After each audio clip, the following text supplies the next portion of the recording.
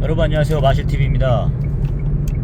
네, 여러분 제가 윤상현 의원에 대해서 방송을 한 게 좀 있습니다. 사실 그 방송은 그냥 흥분해서 제가 약간 한 부분인데, 사실 계속 마음속에 좀 두고 있었어요. 한번 방송을 해야겠다, 윤상현 의원에 대해서. 근데 솔직히 좀 반응이 약간 폭발적인 반응이 좀 일어나서 다시 한번 2편으로 이제 한번 후속으로 지금 제작하게 되었습니다. 사실 윤상현 의원에 대해서 제가 평가하는 거는 되게 저 사람 되게 호인이다 막 이렇게 표현을 하는 거예요. 되게 성격 좋다, 뭐 의원들 사이에서 그럴 거예요. 근데 이제 그건 의원들 사이에서 얘기인 거고요. 제가 봤을 때는 저 사람이 전혀 급할 게 없다, 그리고 전혀 저 사람이 잃을 게 없다, 이런 생각이 드는 거예요. 그래서 제가 저 사람이 양력이라든가 이런 걸 다 조사해봤어요. 서울대 경제학과 나와서 정말 진짜 엘리트들이었더라고요. 근데 제가 말한 거는 약간 제가 느끼는 건 그런 겁니다. 이준석과 같은 그런 느낌입니다. 자, 그래서 저 사람의 당적을 한번 분석을 해봤어요.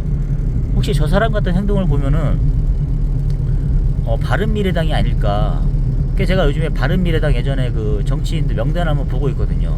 이렇게 보는데, 그래서 이제 윤상현 의원 같은 경우는 혹시 바른미래당이었을 거다 생각이 들었는데, 막상 보니까 계속 이제 어떤 당적은 바꾼 이력이 없더라고요. 한나라당 계속 이런 식으로 간 것 같은데, 성격 자체가 술 좋아하고 그다음에 저녁 약속 맨날 있다 그러고 막 이렇게 하더라고요.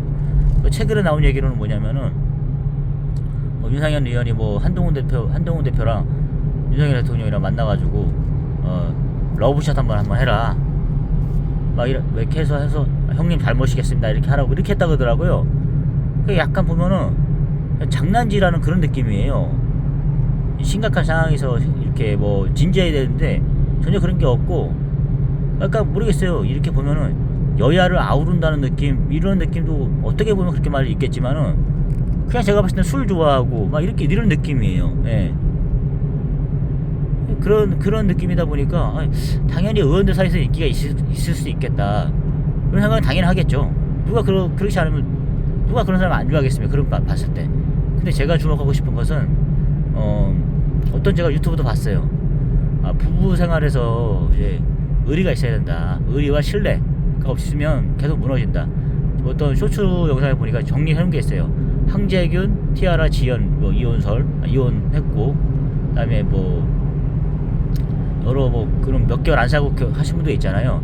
그다음에 라이모, 안현모 이런 거 몇 명 이렇게 정리를 해놓은 사람이 있더라고요. 이렇게 봤을 때 불같이 이렇게 타올랐다가 금방 식어버리잖아요. 그게 남녀간의 이렇게 사랑이라든가 이게 부부 관계라 그러잖아요. 근데 역시나 이렇게 댓글을 읽어보면은 부부 관계는 무한 신뢰와 그다음에 의리가 아니면 그게 지켜질 수 없겠구나. 여러 이렇게 연예인들 한 5개월, 2년 안쪽으로 이렇게 하시는 분들 보면은 다 그런 쪽이 맞더라고요. 보니까 저도 생각하기에 그게 어느 정도 일리가 있는 것 같아요. 다 부부 간의 얘기는 양쪽 다 얘기를 들어봐야 되고, 또 이렇게 다 알아봐야 되는 부분이잖아요. 예, 한쪽을 하는 게 아니고 또 부부만이 아는 부분이잖아요. 그런 것처럼 무한 신뢰와 그 다음에 의리가 아니면 지킬 수 없는 게 그런 부부 생활이잖아요. 가정생활, 회사 말고 정치판도 마찬가지 생각이 들더라고요, 저는. 그래서 저는 그런 사람들 약간 혐오하는 것 같아요. 혹시 똑똑한 걸로 치면 솔직히 안철수를 따라갈 수 있겠습니까? 안철수 의원이요. 똑똑한 건 최고잖아요. 예. 그런데 그분에게 신뢰가 갑니까? 철새처럼 막 돌아다니고 또 어떻게 또 튀어나올지 모르잖아요. 그렇게 자기를 비난해도 몇 년 후면 또 갑자기 또 태도가 변화되고 이런 거 있잖아요. 그래서 저희는 그 사람들 별로 기대를 안 하지 않습니까? 분명히 안철수는 뒤통수를 칠 것이다. 제 말에 공감해 주시는 분들은 다 찐 우파이신 것 같아요. 그러니까 저희들은 항상 그런 거 있지 않습니까? 받은 거는 돌려주고 싶어 하잖아요.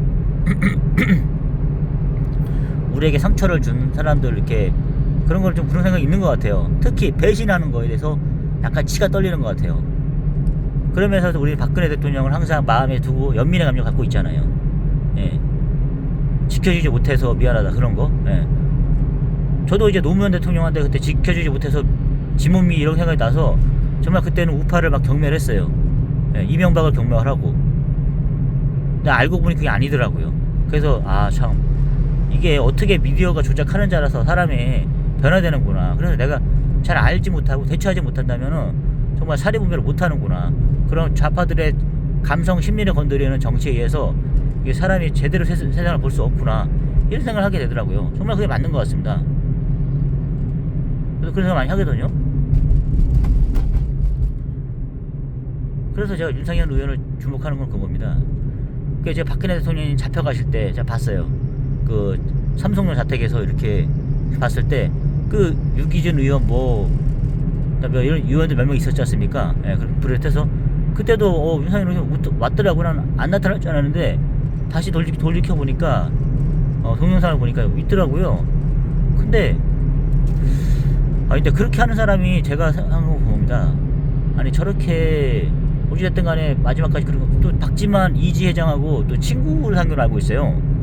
정확한 정보인지 모르겠지만, 그런데 그렇게 따지면 진짜 뭐 찐 우파, 그다음에 찐박 뭐 이런 식으로 해서 예를 들어서 막 그렇게 해서 진짜 의리를 지키고 해야 될 것 같은데, 그게 아니라 뭐 이준석이 옆방이라 해서 뭐 이준석이랑 이렇게 놀아다니는 거 보니까 좀 이해가 안 가는 거예요.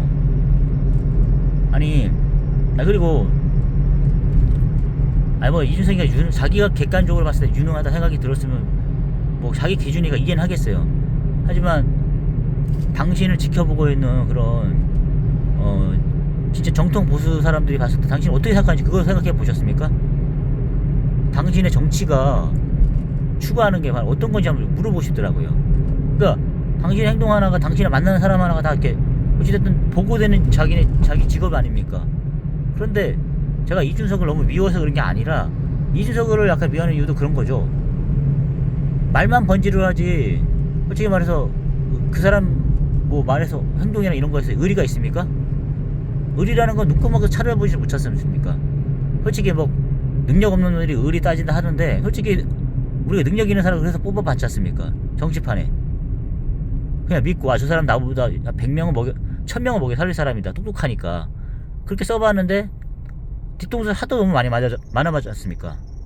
그래서 제가 그럼 최소한 약간 모자라더라도 의리와 신뢰를 지킬 수 있는 그런 정치인이 낫겠다. 솔직히 그런 걸 좋아하진 않지만 저도 진짜 획기적인 사람들 좋아하거든요. 근데 똑똑한 사람, 그렇대.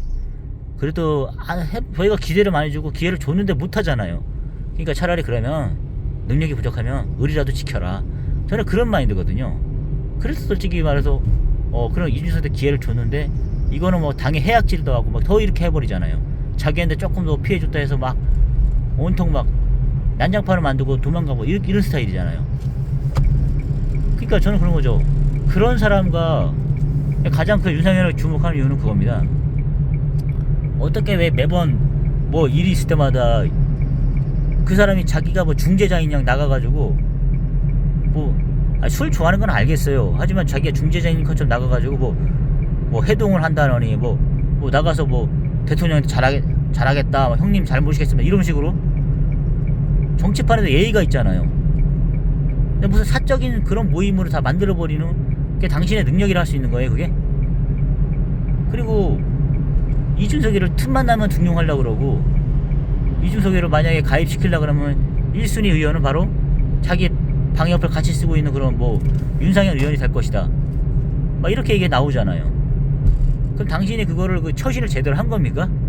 예를 들어서 당신을 바라보고 있는 박근혜 대통령 마음은 어떨 것 같아요? 그리고 정통 보수 우파들은 어떻게 생각합니까? 우리는 그렇잖아요. 정통 보수 우파들은 당이 쪼개지고 뭐 분당에 가도 뭐 하더라도 정통 보수 의리를 지키고 싶은 거예요, 의리. 그러니까 우리가 의심하는 건 그러지 않습니까? 윤석열 대통령이 뭐 문재인을 계속 구속을 안 시키고 있는 거 보니까 저거 진짜 파란색이 아닐까? 위장 우파가 아닐까? 이런 거잖아요. 나라가 두 쪽 나도 정통 보수는 지키고 싶은 의리가 있잖아요. 신념. 한동훈도 의심하는 게 그거고, 파란 색깔이 아닐까? 그리고 이원석, 그 사람은 확실히 파란색이라는 걸 보여줬잖아요. 그런 것들. 그러니까 그래서 저희가 의심하는 게 그런 겁니다. 당신이 사람 좋은 건 아는데, 국회의원들끼리 모여갖고 술 먹고 이렇게 하는 거 좋긴 아는데, 술자리 좋아하는 거랑 그리고 당신의 신념과 의리를 지키는 건 다른 문제잖아요. 특히 솔직히 이제 박근혜 대통령이 힘 다 빼지게 만들어 놓고 당신만 그렇게 시인왕래하고 여야를 어우르면서 왔다 갔다 하면서 술 먹고 이렇게 하면 그렇게 그게 정치입니까?